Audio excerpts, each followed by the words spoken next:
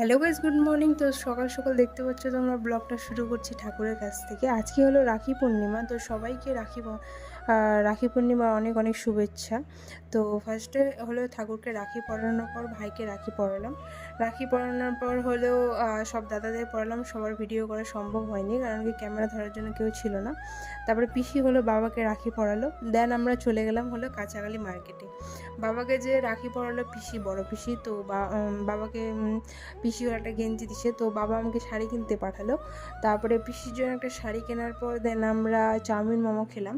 খাওয়া দাওয়ার পর বাড়ি আসার সময় আকাশটা এত অন্ধকার করেছে, মানে কি বলবো।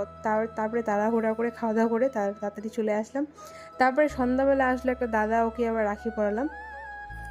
দেন আজকের ব্লগটা এইটুকুই গাইস। ভালো লেগে থাকে like, comment, share and subscribe করে দিও প্লিজ। আর কেমন হচ্ছে না হচ্ছে প্লিজ কমেন্ট করে একটু জানাবা। দেখা হচ্ছে নেক্সট ব্লগে খুব তাড়াতাড়ি।